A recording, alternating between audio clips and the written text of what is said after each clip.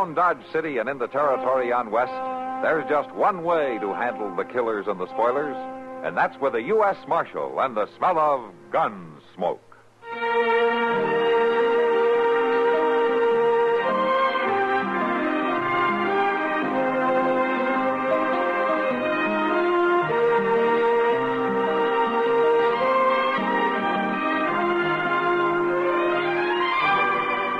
Gunsmoke, starring William Conrad, the story of the violence that moved west with young America, and the story of a man who moved with it.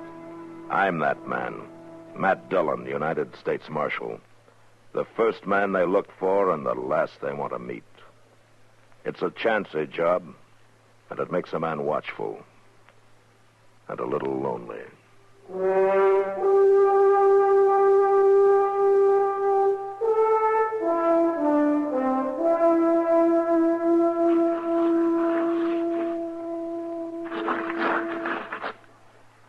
Doggone it.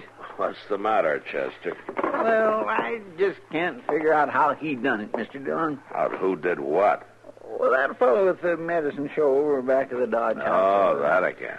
Well, Sam and me had it all figured out. Sam would watch from one side, and I'd watch from the other, and when he'd move them 3 walnut shells around, we just knew which one the pea was under. Sure you did.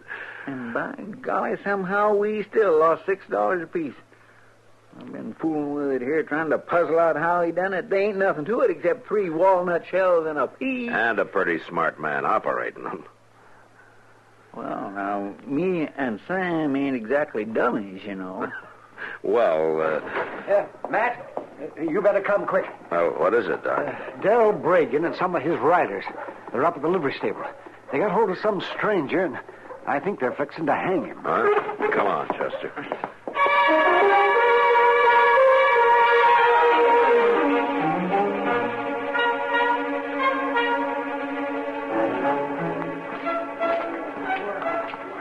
By jing, they mean business, Mr. Dillon. Look at that rope. Yeah. What did they do, Doc, to get Bragan all riled up? And I didn't wait to find out, Matt. Well, it don't take much to get Del Bragan riled up. Come on, That's for sure. Hey, Bragan. What's going on here, Bragan? This ain't nothing the law need bother about, Marshal. Oh? We caught this here saddle bum dead to rights. And there ain't no use wasting time on a trial. I see. It looks to me like you've already pushed him around some. Is he conscious? He will be before we string him up. I want him to know just why we're doing it. Doc, take a look at him, will you? Sure, man. Just stand back there, please. Let me have room. Now, Bragan, suppose you tell me why you're about to lynch the man. It ain't none of your concern, Marshal. You go on about your business and take Doc with you. There ain't no use patching up a fellow that's going to be dead in 10 minutes anyhow. Hasn't anybody told you we got laws in Dodge City now? Laws for them that needs it. This ain't the first horse thief I've hung. Those days are over, Bragan. And so's the hanging, boys. You come on down out of that loft and you bring the rope with you. Marshal, we caught this man with 2 of my best horses. Blooded stock that's been missing off the ranch since last month. If he stole them, the law will deal with it. No, Marshal. We'll deal with him. Bragan, you keep your hand away from that gun. I will. When you get out of here and leave us be. You will, right now. Here, Chester. Get Bragan's gun. Yes, sir. How's the fellow, Doc?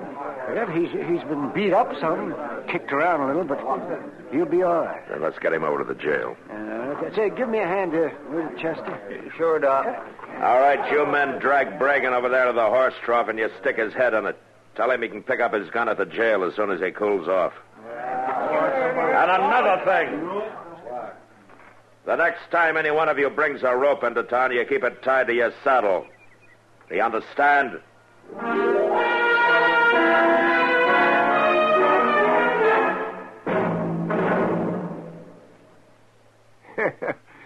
The shoveling started at the little town of Rome in New York State back in 1817. And on July 4th, 1967, the post office released a special sesquicentennial stamp there in honor of the big ditch they dug, which, it says on the stamp in my album here, was the Erie Canal. Now, in case you don't know, that canal went all the way from Buffalo on Lake Erie to the Hudson River, connecting the Great Lakes with the Atlantic Ocean. The biggest waterway ever built in the United States at the time, and it was done mostly by the Irish just over from the old country, who did their digging with spit and muscle. Yep. Made lots of money for years on tolls. And the traffic and freight and people through the canal was mainly responsible for building up the Midwest and keeping business in the East busy doing it. Well, of course, the Erie Canal ain't what she used to be, because the railroads do most of the job now. But the big ditch is still there, and so is all the history that went through it.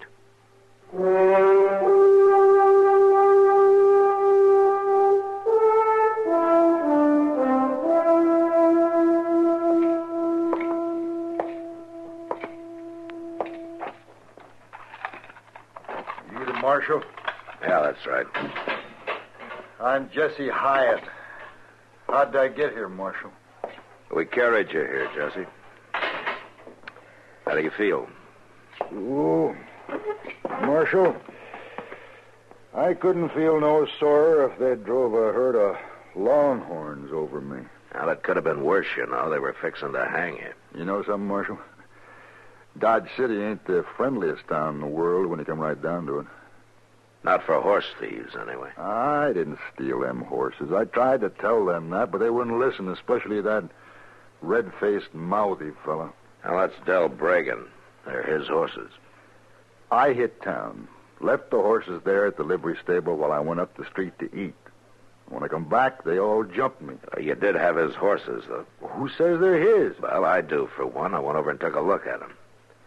They disappeared off his ranch about a month ago. Well, I don't know nothing about that. All I know is that I bought them, fair and honest. Where? From a horse dealer in Wichita about 2 weeks ago. Yeah? What was his name? I don't know. I think he was just traveling through. He offered me a bargain, so I bought him. I was coming on west, and I needed a pair of good horses. You remember what he looked like? Oh, well, no, not too good. Fast-talking fella, black whiskers. Dressed like most anybody else. I ain't even sure I'd know him if I was to meet him again.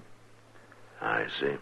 Well, I didn't pay him no special mind. There were no reason to. Marshal, I bought them horses, no matter what anybody says. That's going to be kind of hard to prove, isn't it, Jesse? Not if you find that trader I bought them from. Where would you look for him? I don't know. You see, that's what I mean. Are they going to have a trial on me? Yeah, Bragan's filed charges. What do you think will happen? Well, kind of hard to say how a jury will figure. I ain't got a chance, have I, Marshal? Oh, there's always a chance. At least you're not swinging on a rope. But tell me, what are you doing in Dodge in the first place? Just passing through. I got an aunt who lives alone upriver. She wrote she needed help running the place. Uh-huh. I'm sorry to bother you, Mr. Dillon, but there's somebody out there to see you. Oh, all right, Jesse. Jesse, if you can think of anything else that might help, you let me know, huh? There ain't nothing, Marshal. I'm a goner. We both know it. I think you're kind of rushing things, Jesse. All right, come on, Chester. Yes, sir. Mr. Dillon, it's that young and Adele Bragan. Oh, you mean Tommy? Yes, sir. Ah, hello, Tommy. How have you been? Fine, Marshal. Could I see that fella, please? What fella? The one that Pa tried to hang this morning. That one he treated mean. Like he treats everybody mean. Why, your pa thinks he's doing right, It Tommy. ain't right to be like he is. I know it ain't right. And someday the devil's gonna get him. Now, Tommy, that... Could I see that fella, Marshal, please? I want to tell him I'm sorry. Well, all right, Tommy. You go on back through that door there. He's in the last cell. Oh, thanks, Marshal.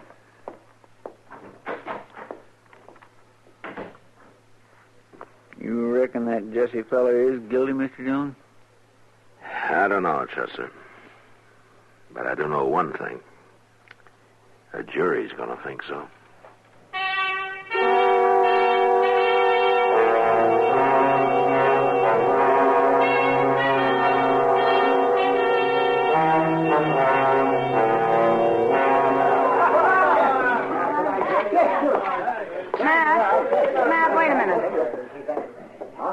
Hello, Kitty. Matt, what's this story Del Bregan's telling?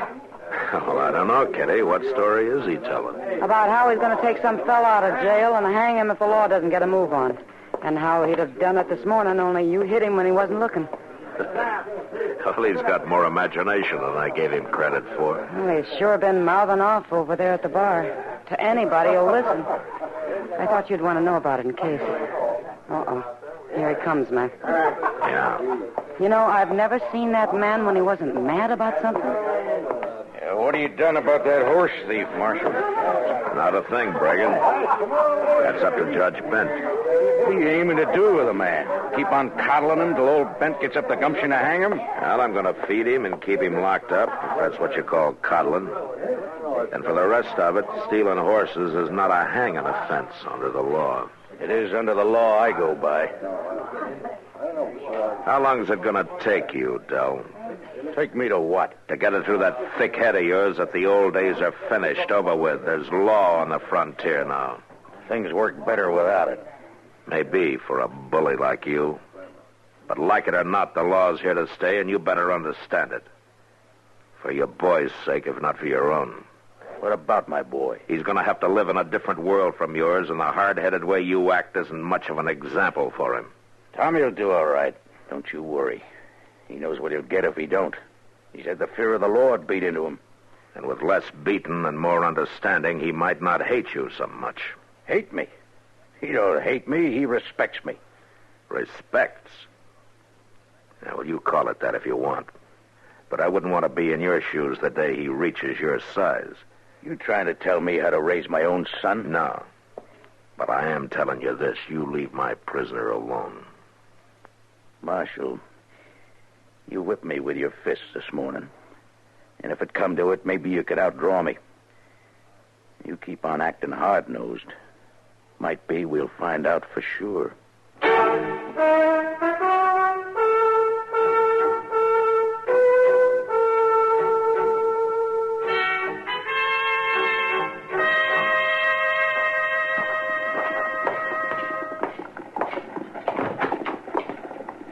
Mr. Dillon. Things been quiet, Chester? Yeah, if nary a soul's come near, you'd think this jailhouse had been quarantined for the pox or something. Well, you're lucky. It's given you more time to study that shell game, hasn't it? Sure ain't done no good. I've been at it all evening, and I still can't figure out how that fella skun us. You want to take a few more dollars and go try to find out, huh? Oh, sirree. I ain't going near that medicine show ever again. Not till payday, anyway. How's the prisoner? Oh, he's sleeping, I reckon. I ain't been back. Maybe I better go take a look. No, it's all right. I'll go. Tell you what, why don't you set up the cribbage board, and I'll show you another game you can't figure out. Oh, no. Cribbage is something I do know about. Yeah?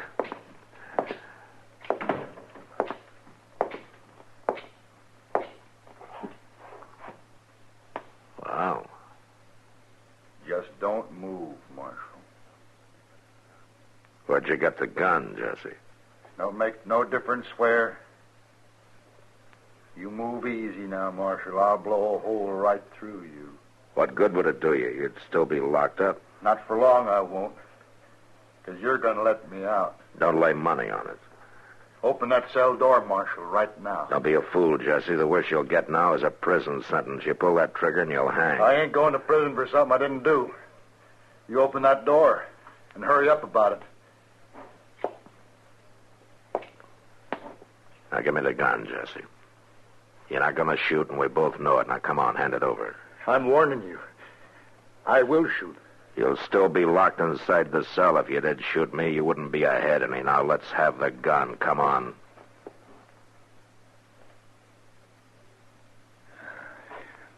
Here. Take it. It ain't got no loads in it. I took 'em out so there wouldn't be no accident. Where'd you get it, Jesse? That kid brung it in this afternoon. He had it under his shirt. Huh? You mean Tommy Bregan? I don't know his name. He said he was sorry for me. And he said he'd come back in the morning about sunup and try to sneak the key out of the office. Real nice kid. Tommy Bregan. I can't figure why he'd go to all that trouble. Not even knowing me. No, I can't either, Jesse. But I'll ask him. when he comes back in the morning.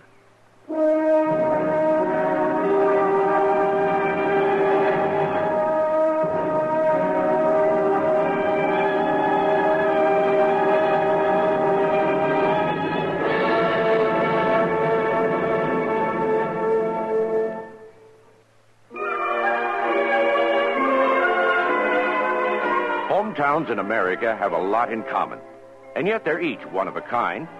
Take, for example, Pittsburgh, Pennsylvania. The Smoky City is smoking less now and enjoying it more. Mostly because Pittsburghers decided a decade or so ago that enough was enough. Now their smoke and polluted air problem is virtually non-existent. Over in Shadyside, you can catch the pit crowd at the Encore, or the party may have moved across the street and down on the corner to Fox's. On Grant and 7th, the lighted dome of the Coppers building signals the weather. And at Gateway Center, the Monongahela and the Allegheny form the Ohio at the Golden Triangle. Pittsburgh's people meet under the clock at Kaufman's on Smithfield, or lunch at Lamont in Mount Washington. Meanwhile, the Pirates play at Forbes Field. The teams are at McKeesport's White Elephant. Office workers drift in Mellon Square. And the animals nap at Highland Park Zoo. But if your hometown is Pittsburgh, you already know this. We only wanted to remind you it's still there.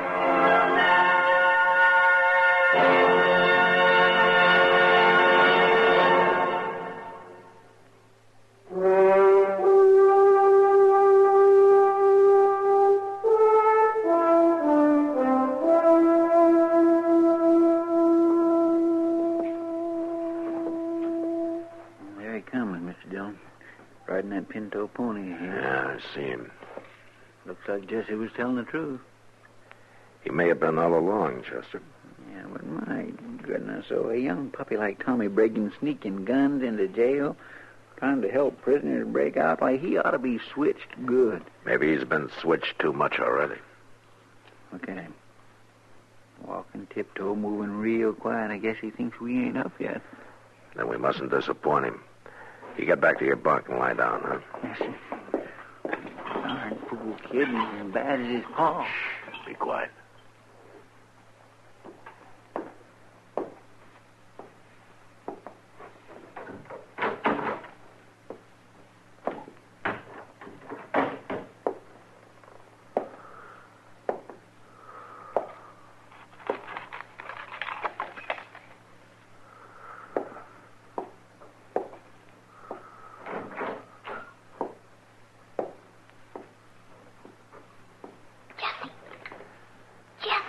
Let's surprise him, Chester.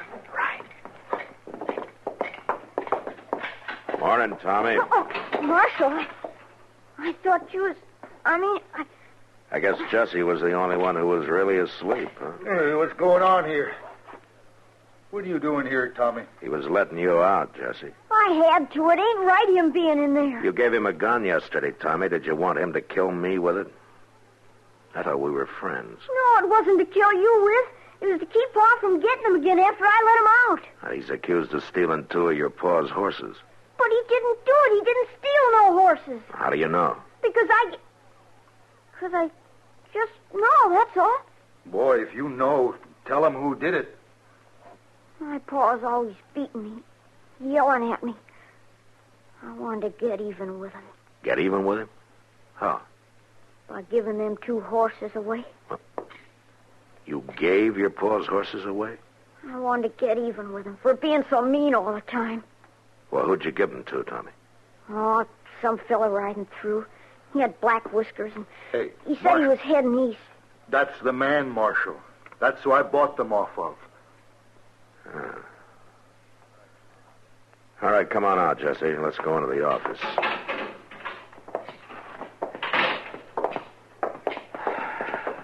Well, I guess that clears up whether you're guilty or not.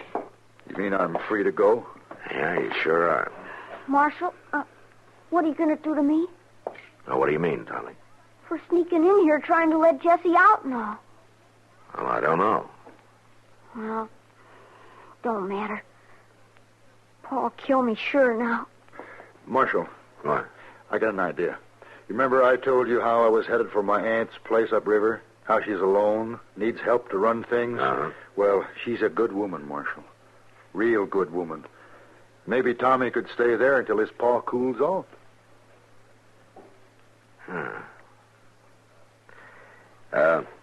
Tommy, Yeah? how'd you like to go with Jesse up to his aunt's place for a little while, huh? Could I?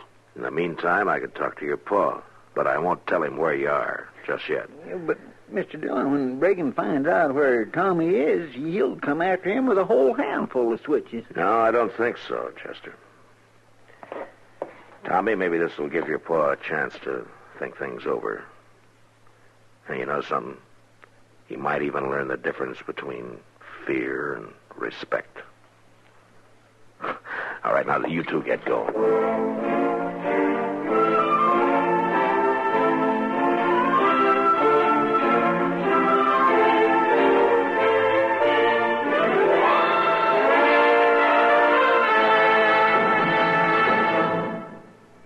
With your permission, I'd like to quote an excerpt from a speech by that old political character, Elijah Cuddlestone. And I say, we've state and declare, that is, that pork barrel appropriations are not going to be our salvation. We must, I say, we have to get up on our hind legs. I mean, you stand up and fight for our own improvements. The pork barrel is for loafers. I mean, the greedy and the weak, that is. That term, pork barrel, you know what it means? Well, pork is fat, and fat for hundreds of years has meant plenty, abundance. Ye shall eat the fat of the land. About 100 years ago, in the halls of Congress, fat, meaning lucrative or rewarding, became pork. And about 50 years ago, when congressmen sought larger appropriations for such things as bridges, harbor or river improvements, public buildings, and so forth, to impress their constituents, they were accused of seeking pork barrel appropriations.